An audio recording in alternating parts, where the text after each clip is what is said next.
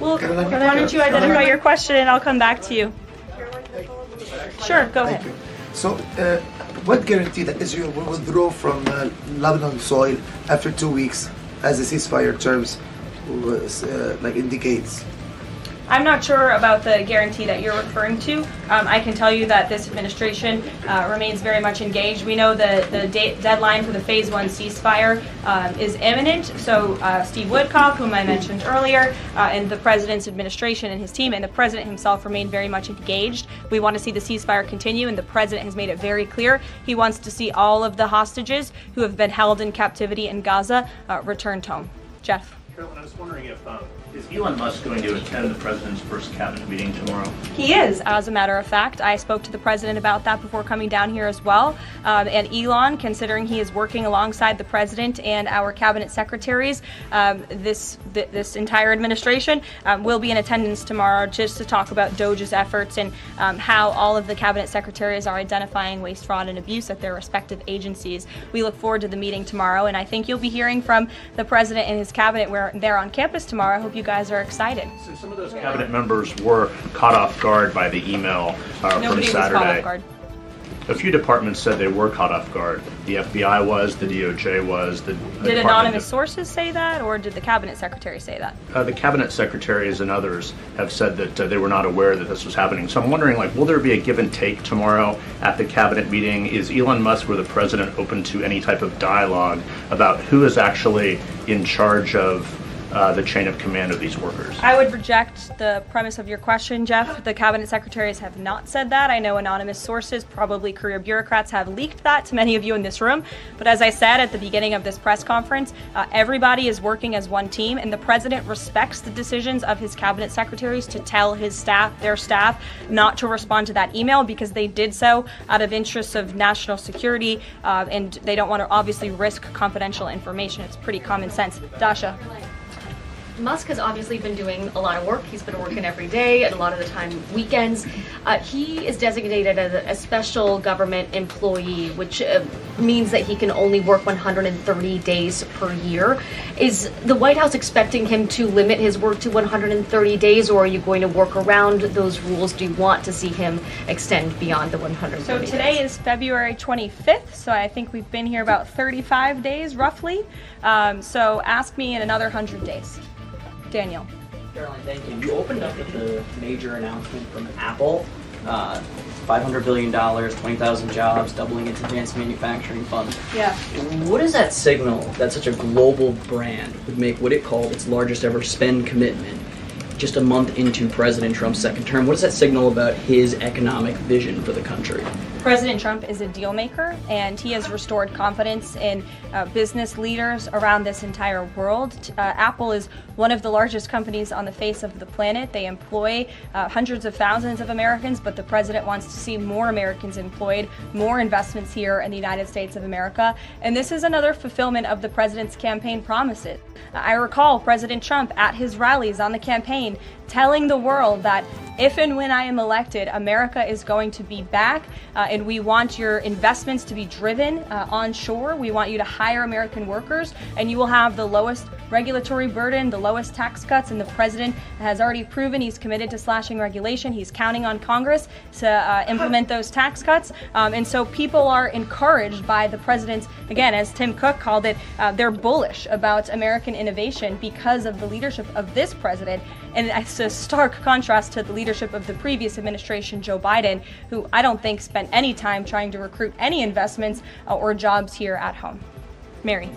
We're hearing from some Republicans who are voicing concerns about how these cuts are being carried out. Congressman McCormick, a Republican from Georgia, tells us he's worried it's too rapid for real people to adapt to. And he says he's concerned that it could come off as discompassionate, in his words, that it could risk undercutting the strong message that he feels you're trying to send about the need to cut government waste.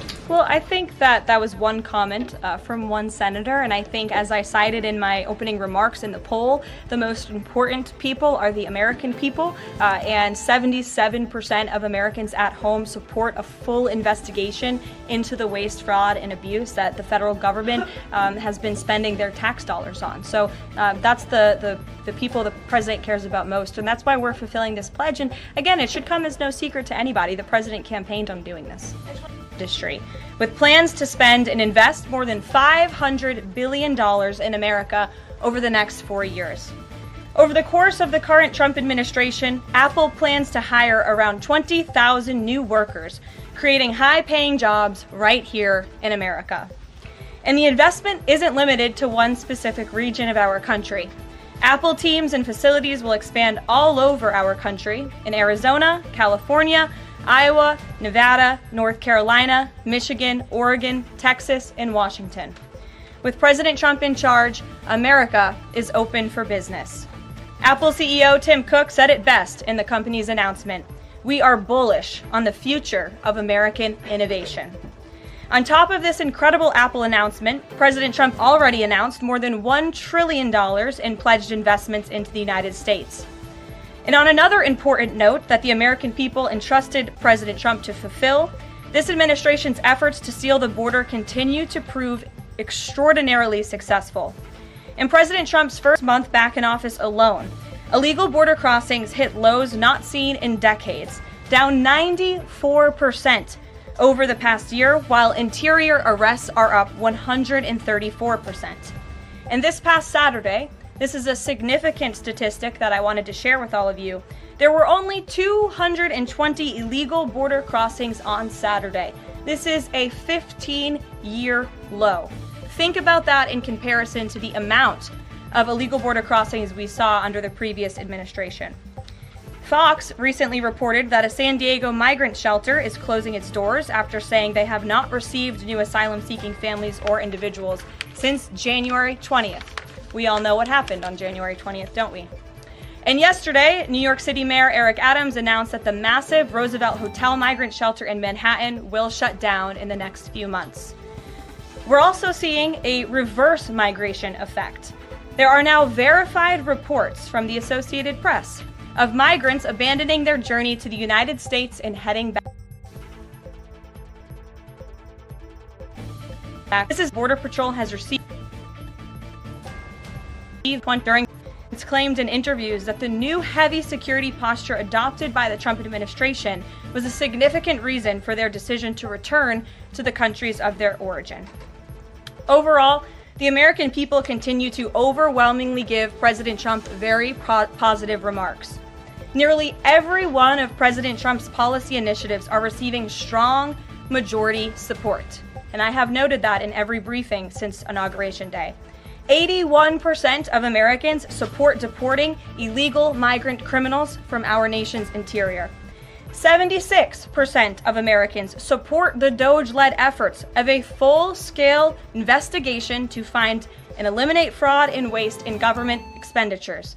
Again, this is from a Harvard-Harris poll, a very legitimate pollster.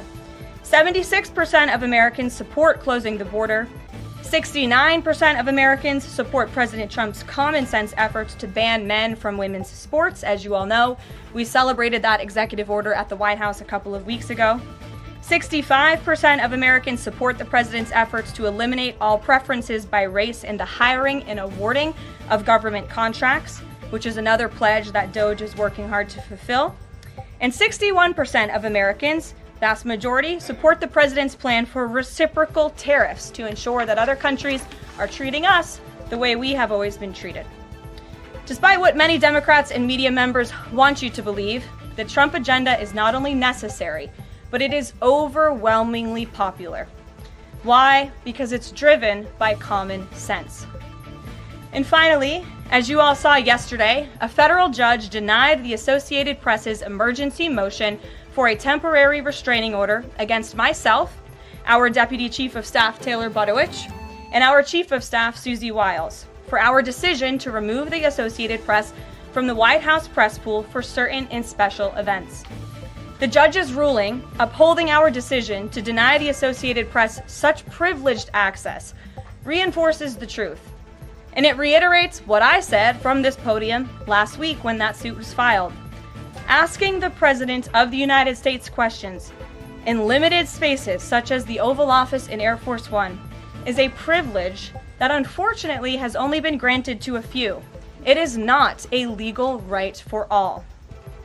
The Trump administration has already proven to be the most transparent ever, and this president the most accessible in history. This is evidenced by President Trump's daily press conferences in the Oval Office, where he takes many questions from the journalists who have the honor and privilege of standing before the beautiful Resolute desk. The president and this entire White House are committed to ensuring the American people continue to receive this same level of historic transparency, access, and visibility.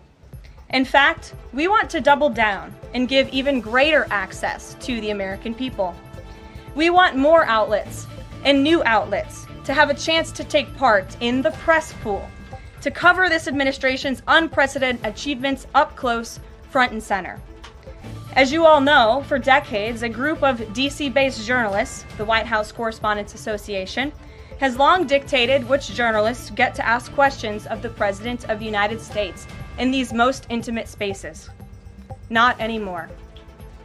I am proud to announce that we are going to give the power back to the people who read your papers, who watch your television shows, and who listen to your radio stations. Moving forward, the White House press pool will be determined by the White House press team. Legacy outlets who have participated in the press pool for decades will still be allowed to join, fear not, but we will also be offering the privilege to well-deserving outlets who have never been allowed to share in this awesome responsibility. Just like we added a new media seat in this briefing room, legacy media outlets who have been here for years will still participate in the pool, but new voices are going to be welcomed in as well. As part of these changes, we will continue the rotation amongst the 5 major television networks to ensure the President's remarks are heard far and wide around this world. We will add additional streaming services which reach different audiences than traditional cable and broadcast. This is the ever-changing landscape of the media in the United States today. We will continue to rotate a print pooler who has the great responsibility of quickly transcribing the President's remarks and disseminating them to the rest of the world. And we will add outlets to the print pool rotation who have long been denied the privilege to partake in this experience but are committed to covering this White House beat. We will continue to rotate a radio pooler and add other radio hosts who have been denied access, especially local radio hosts who serve as the heartbeat of our country. And we will add additional outlets and reporters who are well suited to cover the news of the day and ask substantive questions of the President of the United States, depending on the news he is making on that given day. This administration is shaking up Washington in more ways than one. That's what we were elected to do.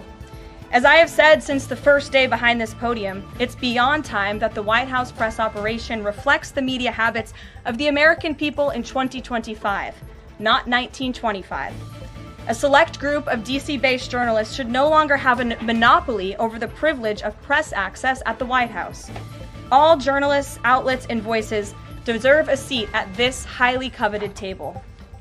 So by deciding which outlets make up the limited press pool on a day-to-day basis, the White House will be restoring power back to the American people who President Trump was elected to serve. So in that note, in our new media seat today, we have Shelby Talcott, who is a White House reporter for Semaphore.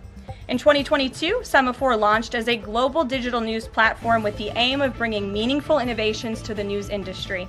Today, they have nearly 1 million newsletter subscribers spanning 11 separate editions. With that, Shelby, I will take your questions. Thanks, Caroline. I've got 2 for you. One on foreign policy. Over the weekend, the President's Special Missions Envoy, Rick Grenell, was talking about Venezuela, and he said that the President isn't someone who wants regime change. Other administration officials have made clear that they don't see Maduro as the rightful leader. What is this administration's policy on a new government in Venezuela?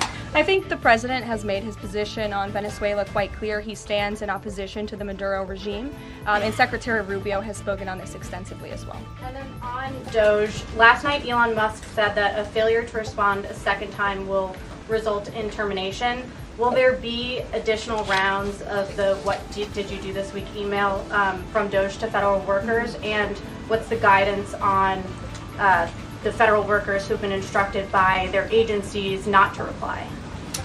So a couple of things on this. First of all, let's just take a step back and talk about this idea. The president sent out a truth last weekend to Elon Musk saying he loves everything Elon is doing and he wants him to be even more aggressive because Doge thus far has proven incredibly successful in making our government more efficient. And so Elon and Doge came up with this idea. Elon has implemented this at his private companies. It has proven successful. And it's a very simple idea when you think about it. All the Office of Personnel Management is asking, all this administration is asking, President Trump is asking, is for federal workers who live off of the American taxpayers' dime to send 5 bullet points of what they have done in the previous week. That is all we are asking for. And so the Office of Personnel and Management sent out additional guidance last night. Those responses should be directed to agency leadership, and the president defers to his cabinet secretaries, who he's obviously entrusted to pursue the guidance relative to their specific workforce. His entire cabinet are working as one unified team, and they are implementing these very common sense solutions. You're welcome. Jackie. Thank you. One follow-up on this question. So about the deadline, Alina Habba said that you have until tonight. Elon Musk said a failure to respond a second time would result in termination. So is that a real deadline? Should federal workers be looking to that guidance, or agency heads? Like, what is the actual deadline?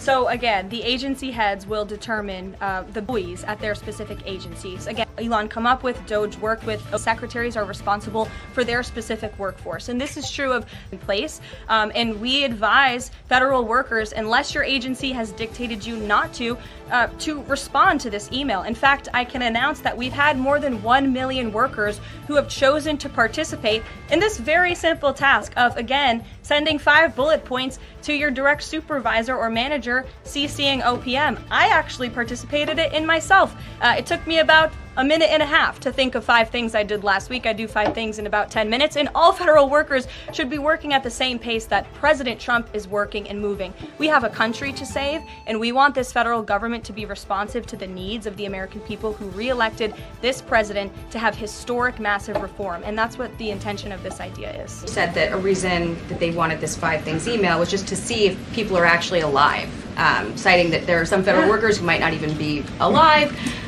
So meantime, NBC is reporting that these responses are going to go into an AI generator to evaluate whether these jobs, to see if people are actually working, or is it an effort to maybe cut some of those jobs? I have not seen that NBC News report, and I haven't heard that from Doge or from Elon himself, that federal workers are not ripping off American taxpayers, that they are showing up